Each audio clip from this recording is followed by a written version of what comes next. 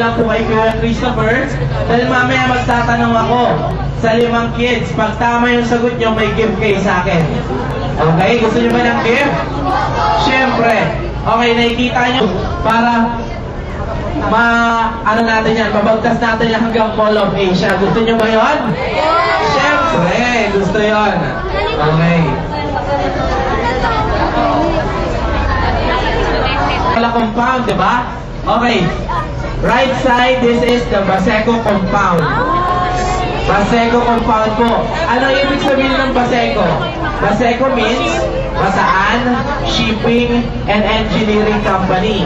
Diyan po naninirahan yung workers and family ng mga trabahador doon sa Baseco area.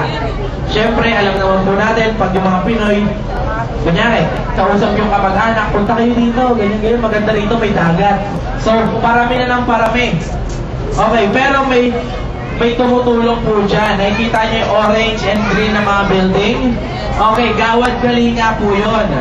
So, tumutulong po sila. Nagbababa ng mga cargo. Yan din po kasi yung loading and unloading ng mga cargo and dyan po nire-repair yung mga sirang barko. Dito po sa Baseco area. Yan yung lumubog doon. Yan. Okay. Alam nyo ba ang original name ng Pasig River? Hindi talaga siya Pasig River noon. Ang original name niya is Bitukang Manok. Bakit kaya? Nagtataka kayo. Siguro, kasi pag tinignan to sa mapa, pasigsag-sigsag. So, tinawag siyang Bitukang Manok. Eh, hindi siya ma-pronounce ng maayos ng mga Spaniards and mga Chinese. So, ipinangalan na lang siya sa lugar din ng Pasig. So, okay. Kung nakikita natin ang harap ng Fort Santiago at ang loob ng Fort Santiago, dito sa Pasig River, makikita naman natin ang likod ng Fort Santiago. Okay, tignan nyo sa right side natin. Ito pala.